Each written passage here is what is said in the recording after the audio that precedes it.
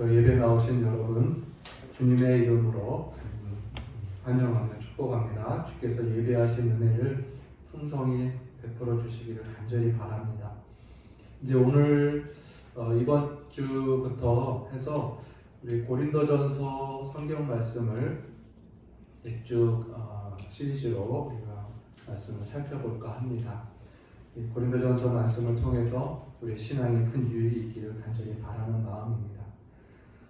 자, 여러분, 이 고린도전서 고린도 교회에 쓰여진 편지이죠. 사도 바울의 편지입니다. 이 고린도 교회에 대해서 우리는 어느 정도 지식이 있어요. 고린도 교회는 언제 세워집니까?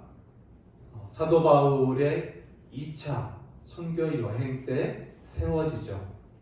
그리고 바울이 세운 교회 중에 고린도 교회가 제일 큰 교회로 이렇게 소개가 되고 있습니다.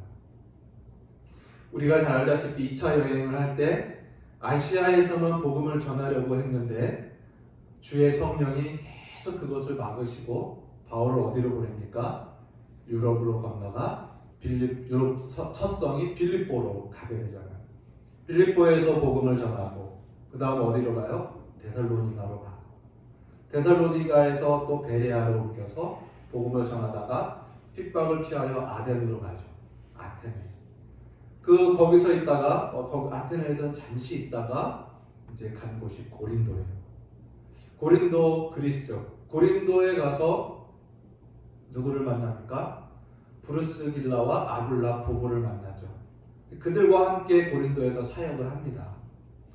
거기서 사역을 하면서 누가 회심합니까?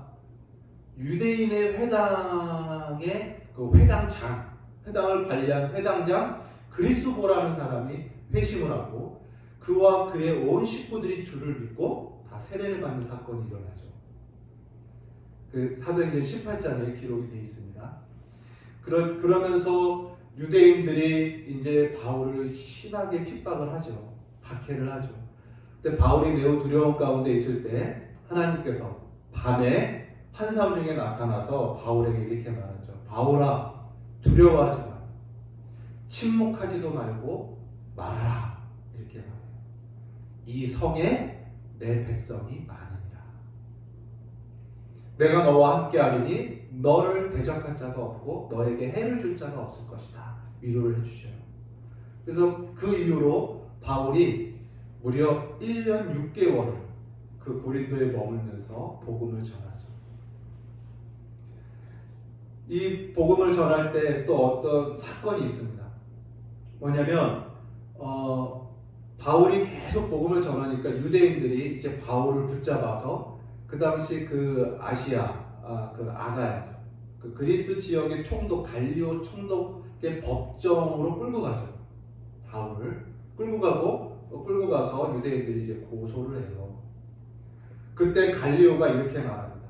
그 고소 앞에서 너희가 지금 한 이 고소가 어떤 부정한 일과 또 범법 불량한 일로 인한 것이면 모를까? 어떤 말, 언어, 명칭, 단어 또 너희들의 어떤 그 종교 법도에 관한 것이라면 나는 이 재판을 허락하지 않노라 하면서 해산을 시켜버려요. 그러니까 막 사도 바울을 잡아 죽이려고 끌고 온 유대인들, 지금 흥분한 유대인들이 자신의 뜻을 펼치지 못하고 이 재판이 해산이 돼버리니까 어때요? 유대인들이 불타오르는 이 분노를 주체 못하고 결국 애매한 그 당시 그리스도를 대신하여 후임자로 온 소스데네라는 회장장만 잡아가지고 그 소스데네를 또 엄청 때리잖아요. 법정 앞에서. 그게 이제 18장에 기록이 되어 있어요. 그리고 바울은 자유의 몸으로 풀려나죠. 근데 여러분, 그 유대인들이 그 법정 앞에서 자신들의 그 분노를 풀기 위해서 붙잡아 때린 그 회당장, 그리스도의 후임자 소스데네. 지금 소스데네가 어디에 있습니까? 우리가 방금 읽었죠? 고린도 전서를 쓰고 있는 바울 곁에 있어요. 바울 곁에 형제 소스데네는.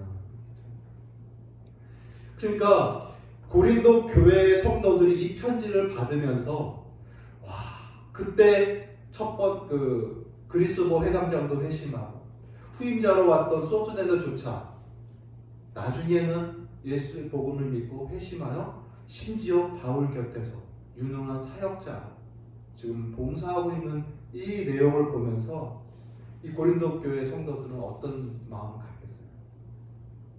와, 우리가 믿는 이 예수의 복음, 우리가 섬기는 이 하나님은 진실로 만유의 주 하나님이시구나. 우리가 믿는 하나님은 진실로 참 하나님이시고 유일하신 전능자시구나. 사람을 이렇게 변화시키고 이렇게 새롭게 하시고 이렇게 유능한 사역자로 바꾸실 만큼의 능력이 있으신 분이구나 라는 확신을 또 한 번 가지면서 이 고린도 교회 성도들은 너무나 큰 많은 위로와 기쁨과 용기를 갖게 됐습니다.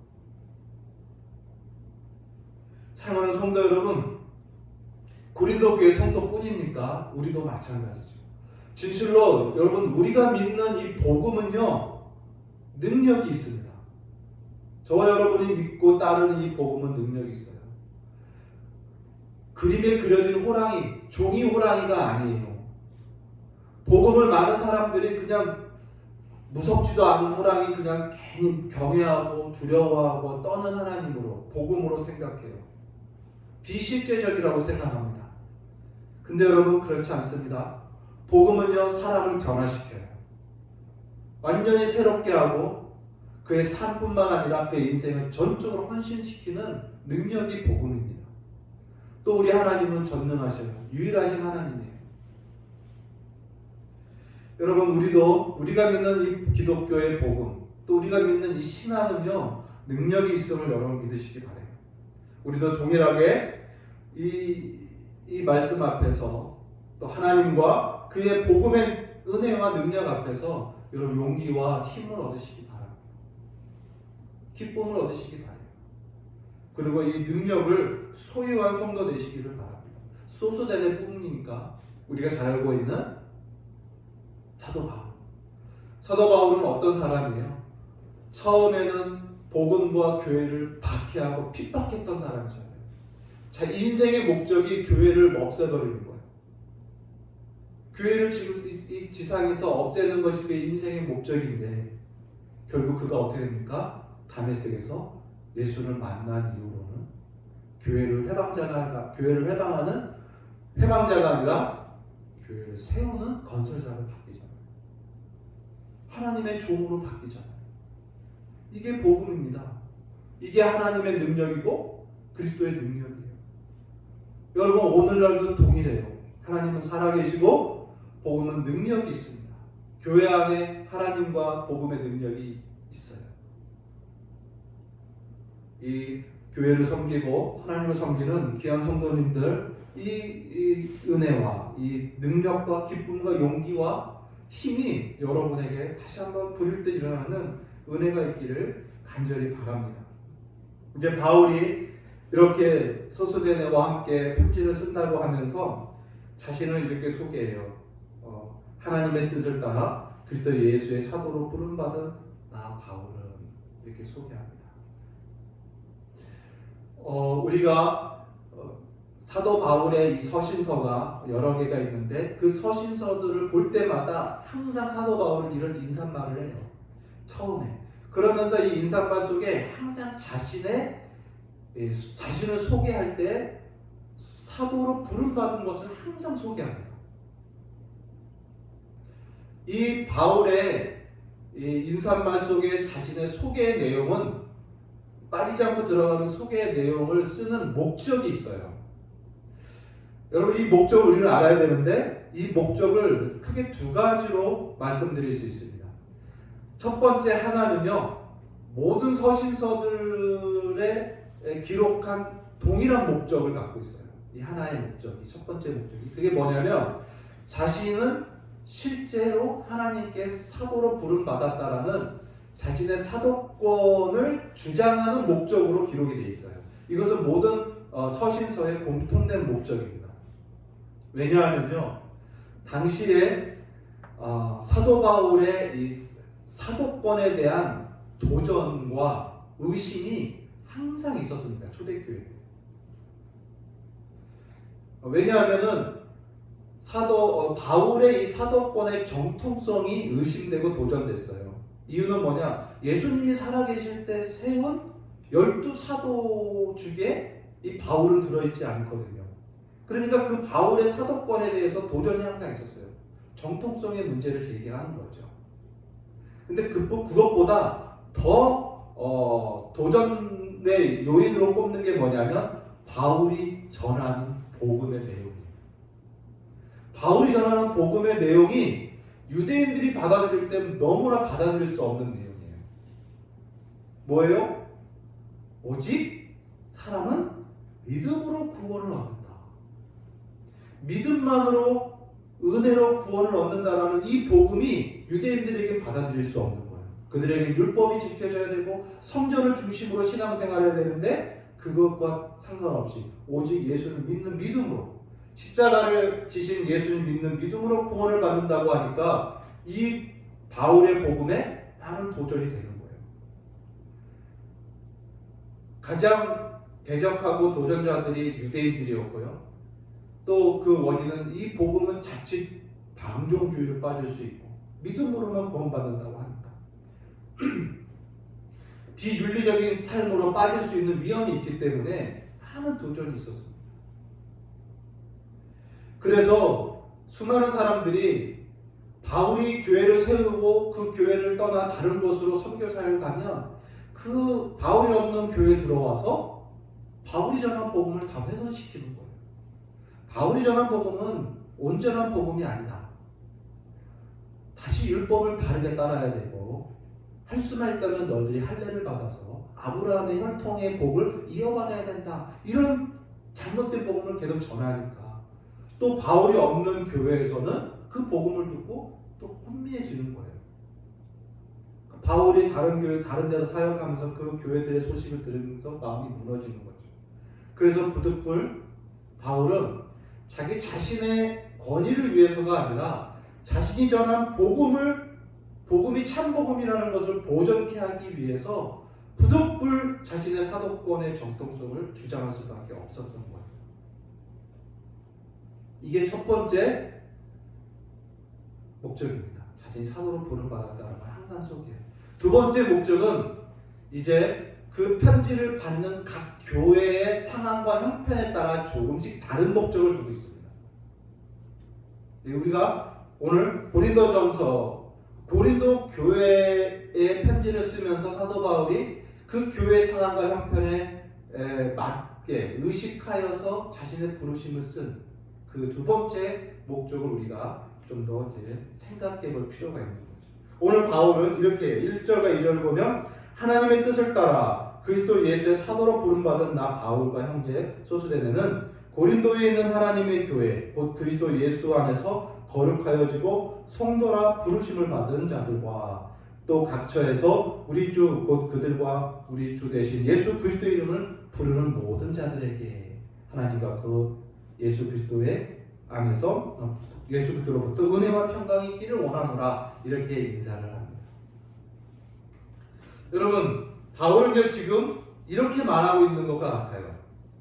하나님께 사도로 부름받은 나 바울이 하나님께 성도로 부름받은 너희에게 편지합니다. 이렇게 말하고 있는 거예요. 자신의 사도로의 부르심과 고린도 성도들의 그 성도로의 부르심이 모두 한 하나님의 동일한 선택에 의한 것이다. 동일한 주권에 의한 것이다 라는 것을 의식시켜주기 위한 그런 목적이 바울의 마음에 있는 거예요. 다시 말해서 하나님이 나를 사도로 부르지 않으면 난 사도가 될 수 없고 또한 그 하나님이 너희를 성도로 부르지 않았으면 너희는 거룩한 성도의 무리가 될 수 없는 것이다 라는 것을 말해요. 그래서 바울은 지금 자신의 사도로의 부름받은 것하고 그 고린도 교회 성도들이 성도로 부름받은 것하고 차별을 두지 않고 있다는 것을 우리는 봐야 합니다. 여러분, 실제로요, 바울이 하나님께 처음 부름받을 때 사도로 부름을 받아요. 바울은 처음부터 사도로 부름을 받아요. 먼저 성도로 부름받은 후에 2차로 사도로 부름받은 것이 아니에요. 바울은 처음부터 사도로 부름받아요. 그러니까 사도의 부르심과 성도의 부르심이 동시에 있었다는 거죠. 여러분, 모든 그리스도인들이 이와 동일한 부르심을 받습니다. 이 사실을 우리는 알아야 돼요. 성도의 부르심이란 뭐냐? 성도의 부르심 속에 동일한 사명의 부르심이 함께 있다는 것을 우리가 알아야 된다.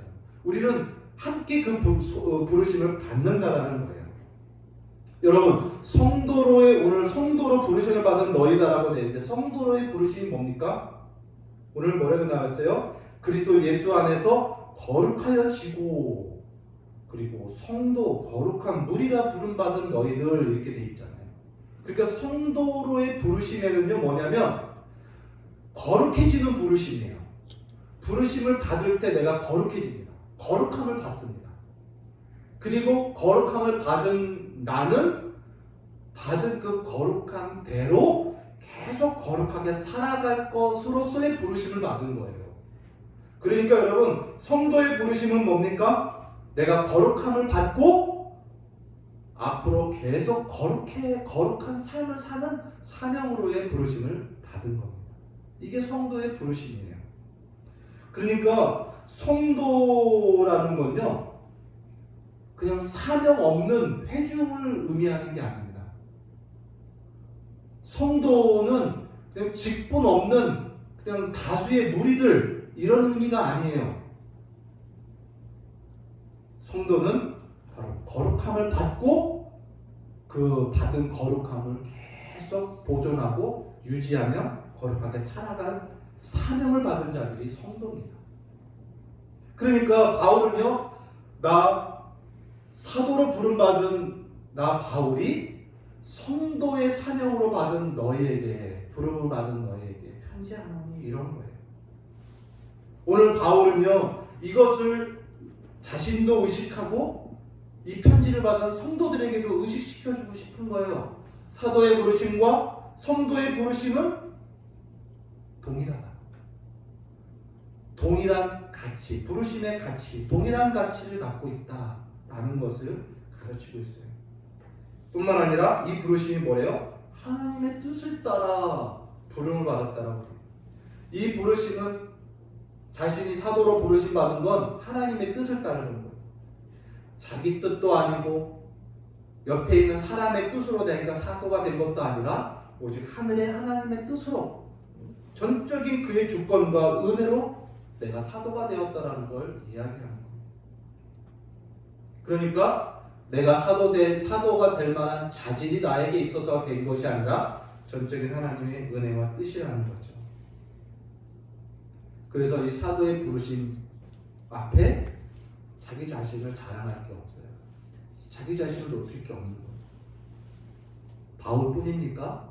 성도로 부름받은 너희도 마찬가지예요. 성도로 너희가 거룩한 자로 부름받은 너희도 이거 다 은혜고 하나님의 전적인 뜻에 있는 거지, 너희의 자질과 너희가 성도로 부름받을 만한 무슨 능력이 있어서 그 받은 것이 아니라는 것을 얘기해요. 그래서 오직 이 부르심 앞에서는 뭐예요? 부르신 이를 높이는 거예요. 부르신 이를 자랑하고 부르신 이를 높이는 것이 이 부르심에 대한 이해입니다. 부름받은 내가, 부름받은 누군가, 부름받은 자가 높이를 받고 부름받은 자가 존경을 받고 부름받은 자가 높아지는 것이 아니에요. 자랑되는 것이 아니라 부르신 이를 자랑하는 거예요. 부르신 이가 누굽니까? 모든 영광과 모든 권세와 모든 능력이 있으신 하나님. 그 하나님, 부르신 하나님을 자랑하고 하나님을 높이는 것. 이게 부르심에 대한 이해입니다. 얼마 전에 있었던 일이에요. 제 아내가 갑자기 제게 이런 질문을 했어요.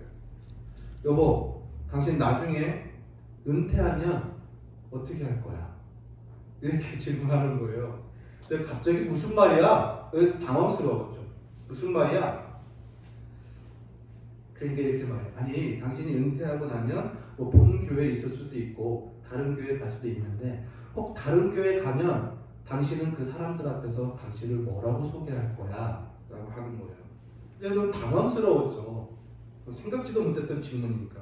그래서 그냥 쉽게 대답했습니다. 아, 그야? 당연히 은퇴 목사라고 해야지. 은퇴했으니까. 그런데 그 말을 들은 아내가 너무나 단호하게 나는 반댈세 이러는 거예요. 나는 반댈세.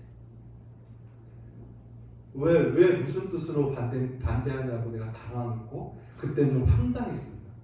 왜 무슨 뜻으로 무슨 뜻인데 한 말이 이거예요. 은퇴를 했으면 은퇴했는데 왜 계속 목사라고 자기를 소개하느냐는 거예요. 당신이 아무리 은퇴를 했다 할지라도 은퇴 목사라고 사람들에게 소개하면 그 사람들은 은연중에 어려워한다. 그리고 당신에게 부담을 가질 거고 당신을 어쨌든 목사로 대접을 하려고 할 거면 그러면 성도의 그 자유로운 교제 속에 당신이 깊이 편안하게 못 들어갈 수 있어. 이렇게 얘기를 하는 거예요.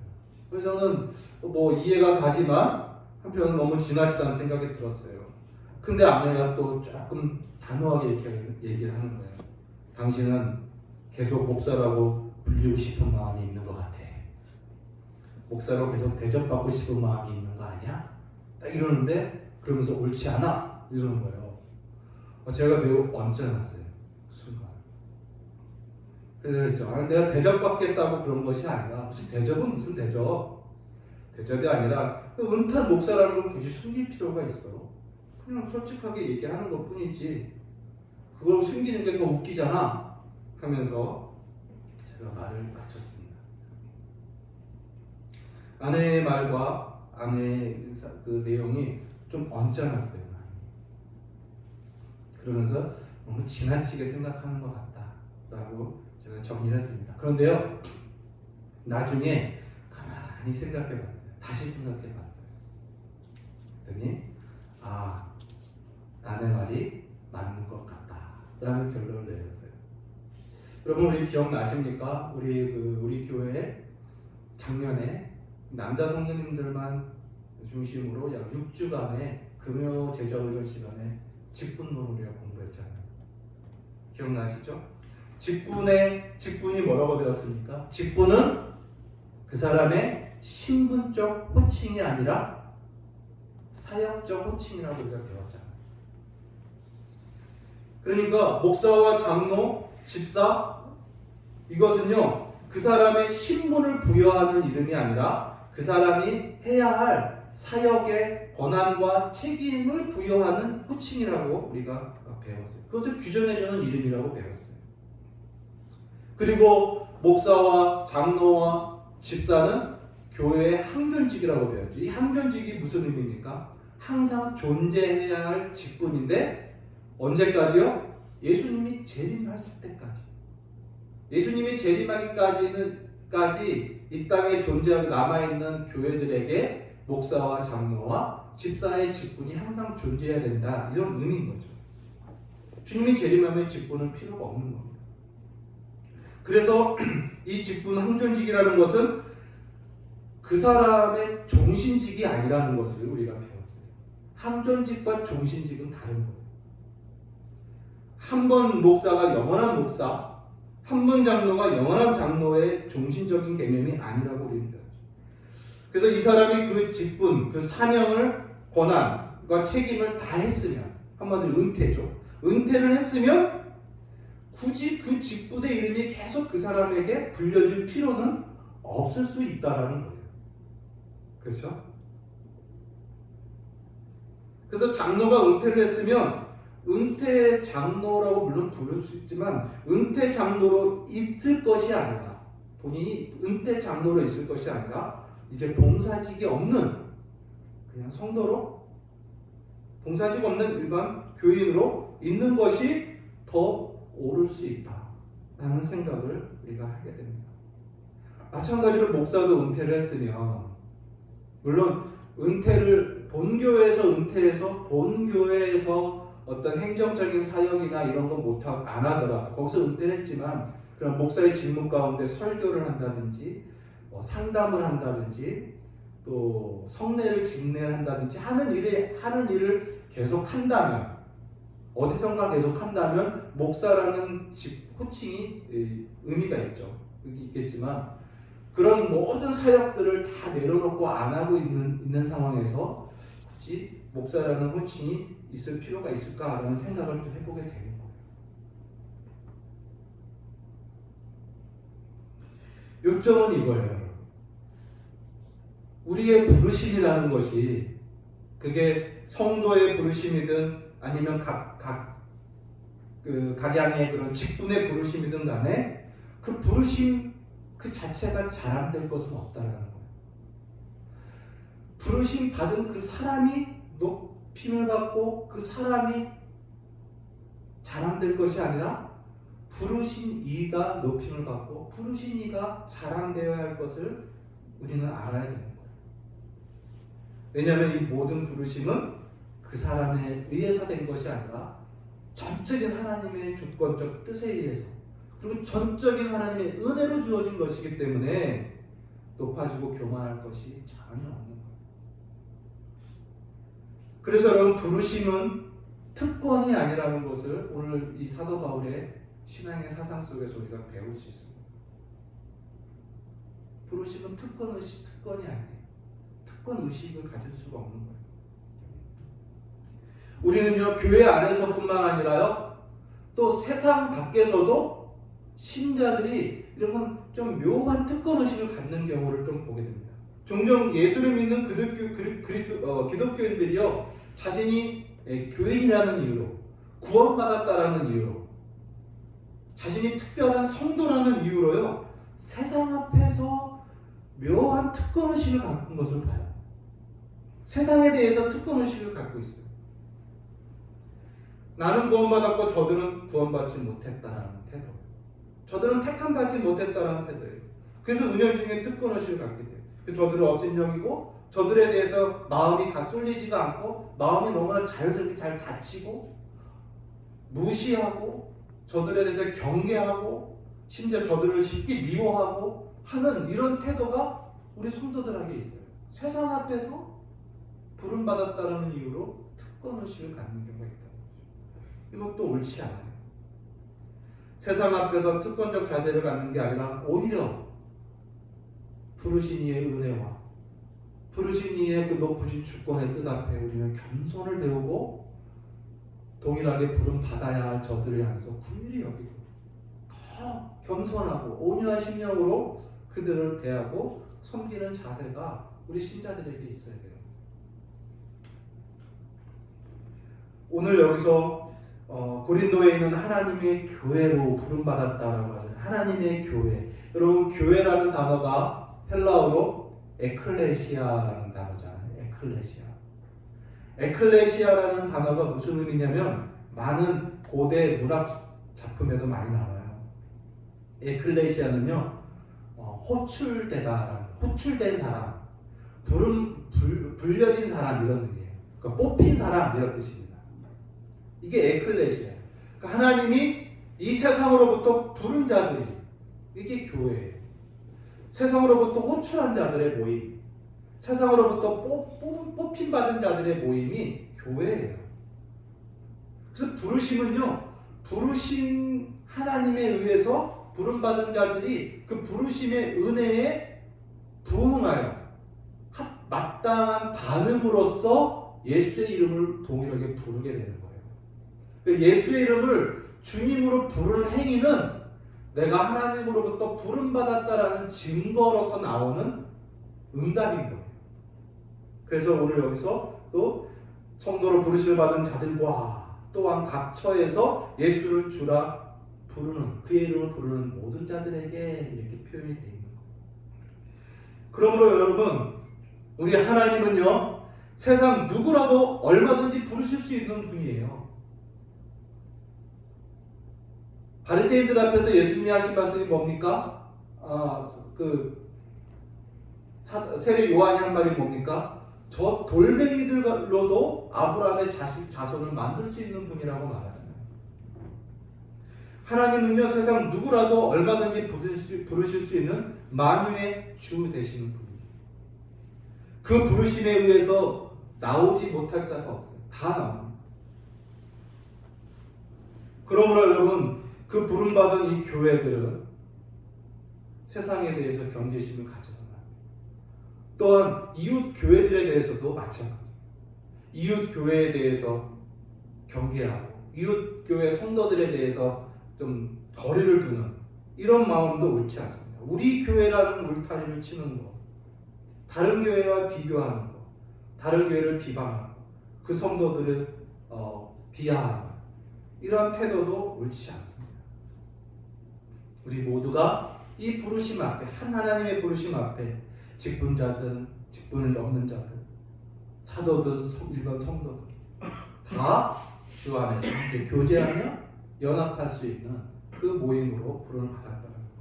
오늘 바울은요, 자신의 부르심과 성도의 부르심을 동일한 가치로 이야기를 하면서 이제 4절에 이제 그 하나님께 감사를 고백하고 있습니다. 그리스도 예수 안에서 너희에게 주신 하나님의 은혜로 말미암아 내가 너희를 위하여 항상 하나님께 감사하노라. 자, 여러분, 우리 고린도 교회, 우리 어떤 교회인지 어느 정도 알고 있어요. 고린도 교회는 아까 말한 큰 교회입니다. 많은 회심자들이 있었어요. 그럼에도 불구하고 거기에 많은 문제가 있었죠. 우리가 잘 알고 있는데 가장 큰 문제가 파단입니다. 분쟁입니다. 분쟁. 교리적인 분쟁이 아니라 어떤 분쟁이냐면 사람들을 중심으로 사람을 리더로 세워서 그 사람들을 중심으로 분파가 생기고 당파가 생기면서 분쟁이 일어나는 거예요. 파벌이 생긴 거죠. 그리고 어때요? 또 윤리적으로 도덕적으로 매우 문란합니다. 성적으로 매우 문란해요. 그런데도 교회에 징계가 없어요. 치리를 안 하는 교회. 아주 안일한 교회예요. 게다가 성도들끼리 서로 재산의 문제로 법적 소송으로 법원으로 끌고 갑니다. 게다가 신앙이 좀 어린 자들은 너무나 무시하고 그 신앙이 어린 자들의 양심에 전혀 관심과 배려가 없어요. 자신의 자유를 누리느라고 어린 성도들의 신앙에 돌보지 않습니다. 지나치고 극적인 성령의 은사만 추구하고 하나님의 진리에 깊이 뿌리를 내리는 그런 어떤 사랑, 이게 없는 교회예요. 더 많은 문제들이 많았죠. 여러분, 이런 교회가 오늘날 우리 눈앞에 있다고 봐요. 우리 교회가, 또 다른 교회들이, 이웃 교회들 중에 이런 교회가 있다고 생각해요. 우리는 어떤 생각을 합니까? 그 문제들을 바라보면서 저건 하나님의 교회라고 할 수 없다, 이제. 이런 확신을 갖게 될 거야. 하나님께 버림받은 교회를 여겨지고 다시 회복될 것 같지 않은 교회로 생각이 들어요. 그런데 오늘 사도는 뭐라고 말합니까? 그리스도 예수 안에서 주신 하나님의 은혜로 말미암아 내가 너희를 위하여 항상 하나님께 감사합니다. 바울은요, 지금 이 문제투성 속에서도 그들에게 주어진 하나님의 은혜를 생각하면서 감사를 하고 있어요. 그 문제투성 속에 하나님의 은혜가 있음을 보고 감사하고 있어요. 그 은혜가 뭐냐? 그리스도 예수 안에서 주어진 하나님의 은혜라고 이야기를 하고 있어요. 그 예수 안에서 주어진 하나님의 은혜, 5절, 6절 이하로 쭉 나옵니다. 그 은혜들은 뭐냐면 바로 예수 안에서 가진 모든 언변과 모든 지식에 풍족합니다. 모든 언변이라는 것은 말의 능력입니다. 그러니까 입에서 나오는 능력이 풍족했다. 다시 말하면 예언 또는 설교, 어떤 가르침 또는 어떤 변증, 변론 이런 능력이 탁월했다라는 거예요. 진리를 입으로 말하는 능력이 풍족했고요. 모든 지식은 뭡니까? 진리의 지식을 말해요. 성경 진리 지식이 하나님을 아는 지식이 그들에게 풍족했다는 거예요. 이것으로 바울은 감사하고 있어요. 문제 속에서. 그런데 이 고린도 교회가 어떻게 모든 언변과 모든 지식이 풍족할 수 있었는가? 그것은 6절에 나옵니다. 그리스도의 증거가 너희 중에서 견고하게 되려. 이게 무슨 말이냐면요. 이게 사실은 원인이에요. 이게 무슨 결과처럼 보이지만 6절이 원인이고 5절이 결과입니다. 너희에게 그리스도의 증거가 견고하게 되어서 모든 언변과 모든 지식이 풍족하게 되었다. 이런 구문입니다. 그리스도의 증거가 뭡니까? 아까 말씀드렸죠? 사도 바울이 1년 6개월 동안 밤낮 쉬지 않고 두려워 떨면서 가르쳤던 예수의 복음이에요. 예수 그리스도의 복음입니다. 이 예수의 복음이 너희 안에 너희에게 풍족하고 견고하게 되어서 너희가 이런 언변과 이런 지식이 너희에게 풍족하게 된 것이다. 이 이야기를 하고 있는 겁니다. 바울은요, 말로만 전했을 뿐만 아니라 입으로만 그리스도의 복음을 전한 게 아니라 그 복음, 그들이 들은 것을 삶에서 실천하고 삶이 변화되고 헌신하고 순종하고 충성하게끔 바울은 계속 훈련도 시켰어요. 그래서 견고하게 되었다라는 말이 그 의미가 있는 거예요. 훈련되어서 그 말씀이 그 사람들의 실제화가 되었다는 거예요. 바울의 이러한 헌신적인 말씀 사역을 통하여 그 교회가 이러한 언변과 지식이 풍족한 교회가 되었다. 이 이야기를 하고 있습니다. 그러면서 확신을 가져요. 그리스도가 나타나실 때 너희가 간절히 바라고 기다리는 예수님이 나타나실 때에 너희가 모든 은사에서 부족함이 없도록 하나님께서 너에게 은혜를 주실 것이다 라는 그 확신을 그가 또 고백하고 있는 겁니다. 여러분 마찬가지예요. 성도나 교회나 은사와 은혜가 넘치는 비결은 뭐냐? 예수 그리스도의 복음의 지식이 풍족할 때예요. 성령의 은사를 사모하십니까?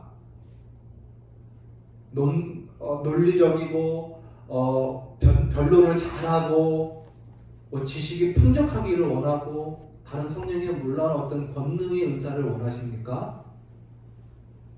예수 그리스도의 복음의 진리가 풍족해 하시면 돼요. 그 예수의 복음의 진리와 지식이 풍족하면 이런 은사들이 넘칩니다. 은사가 풍족하게 우리가 나타날 수 있는 거예요. 우리가 이것을 모르고 다른 방식에서 은사를 사모하고 다른 방식에서 뭔가 우리의 더 탁월함을 추구하게 되면요 오류에 빠지게 돼요. 바울은 이제 8절과 9절부터 주께서 너희를 우리 주 예수 그리스도의 날에 책망할 것이 없는 자로 끝까지 견고하게 하시리라. 이제요 확신뿐만 아니라 감사뿐만 아니라 소망까지 넘치고 있어요. 그 고린도 교회를 향한 소망. 그리스도의 날에 책망할 것이 하나도 없는 자로 끝까지 견고하게 붙들어 주실 것을 소망하고 있어요. 이건요 하나님에 대한 믿음입니다. 부르신 이가 끝까지 돌보시고 마지막 날까지 지켜주실 것에 대한 확신, 이 믿음에서 나오는 소망인 거예요. 부르신 이가 그를 지키실 것을 그는 믿는 거예요. 우리가 로마서 배웠습니다. 부르신 이를 의롭다 하시고 의롭다 하신 이를 또한 영화롭게 하실 것이다. 부르신 이가 영화롭게까지 다 하실 거라는 이 신앙의 믿음이 바울에게 있어서 그는 소망으로 얘기하는 거예요. 사랑하는 성도 여러분, 바울은 지금 고린도 교회의 그 문제의 상황 속에서 그 문제만 보는 것이 아니라 그 문제 속에서도 그들이 받은 예수 그리스도의 복음과 그 은혜를 생각하고 있어요.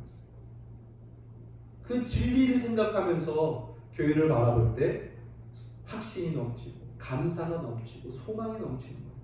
여러분, 우리 교회에 예수 그리스도의 복음이 있습니다. 복음이 있는 곳에는요, 여러분 확신이 있고 감사가 있고 소망이 넘칠 수 있어요.